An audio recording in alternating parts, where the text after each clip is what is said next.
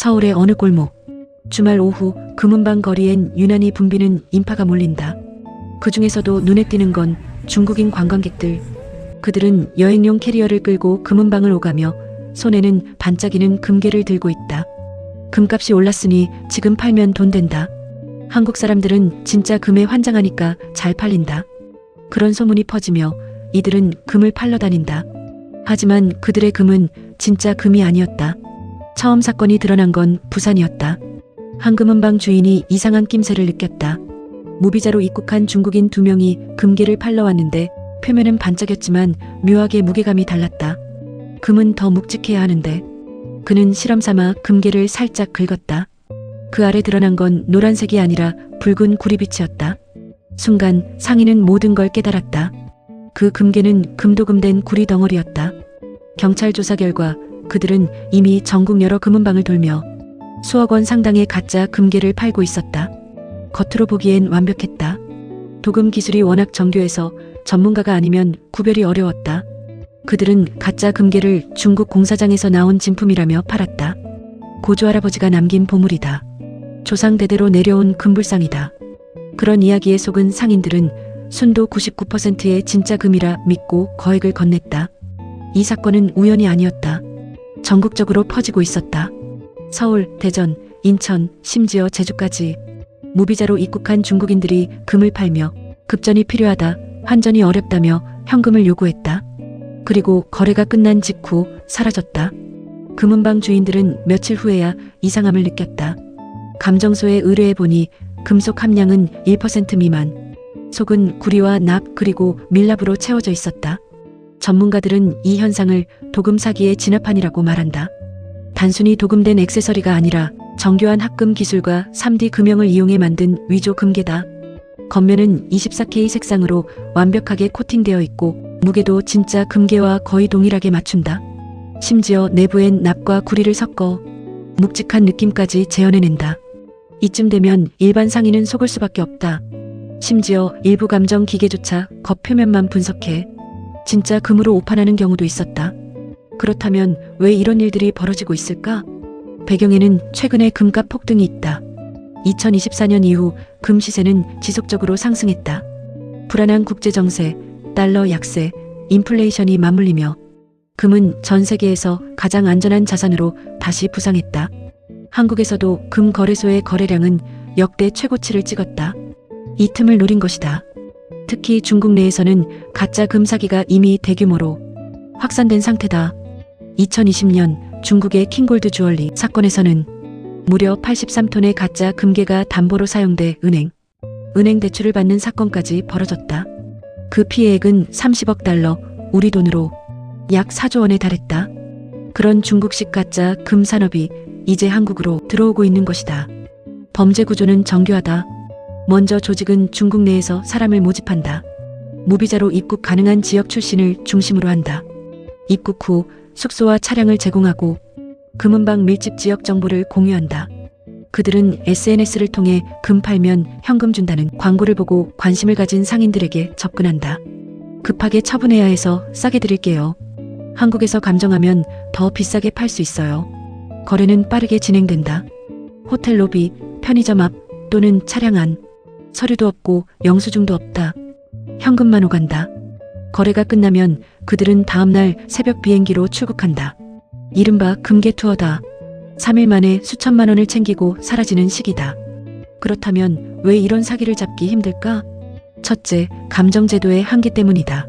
소규모 금은방이나 개인 거래에서는 정밀 분석 장비가 없다. 간단한 자석 테스트나 유관 검사에 의존한다. 하지만 도금 수준이 높아지면서 이런 감별법으로는 절대 구별이 불가능하다. 둘째, 무비자 제도의 악용이다. 최근 한국은 관광산업 활성화를 위해 중국 단체 관광객에 대한 무비자 입국을 확대했다. 하지만 일부 범죄 조직은 이 제도를 악용했다. 단기 체류 기간 안에 범행을 마치고 출국하기 때문에 적발이 거의 불가능하다. 셋째, 국경 간 수사 공조의 한계다. 이들이 떠난 뒤에야 피해 사실이 확인되지만 중국 내 공범에게까지 수사가 이어지기 어렵다. 피해자는 국내에, 범인은 국외에 있는 셈이다. 한 피해자는 이렇게 말했다. 중국인 관광객이 와서 금불상 2개를 팔았어요. 감정해보니 표면은 24K인데 속은 전부 납이었어요. 속까지 금인지 확인할 장비가 없으니 그냥 믿은 게 실수였죠. 그는 억울함을 호소했지만 돌려받은 돈은 단 한 푼도 없었다. 사기꾼은 이미 출국한 뒤였다. 전문가들은 이건 단순한 개인 사기가 아니라 구조적 범죄라고 말한다. 중국 내 금도금 제조업체에서 생산된 위조 금괴가 관광객 판매용으로 유통된다는 것이다. 실제 중국 전자상거래 사이트에는 고품질 금괴 모형 24K 금색 도금, 무게밀도 완벽 제형 같은 상품이 버젓이 판매되고 있다. 가격은 개당 3,000원. 하지만 겉으로 보면 진짜 금괴와 거의 구별되지 않는다. 이 제품이 밀반입되거나 국내에서 불법 거래용으로 활용되는 것이다. 경찰은 최근 들어 금괴 사기 전담팀을 꾸리고 수사에 착수했다. 특히 공항과 항만에서 가짜 금괴 반입 단속을 강화하고 있다.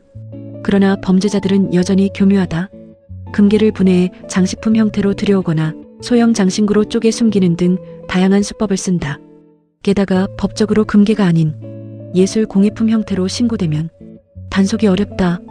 이 사건이 사회적으로 위험한 이유는 단순히 금을 속였다는 데 그치지 않는다. 그 뒤엔 자금 세탁 구조가 있다. 가짜 금 판매로 번 돈은 다른 범죄 자금과 섞여 송금되거나 한국 내 부동산, 사업체 투자로 전환된다.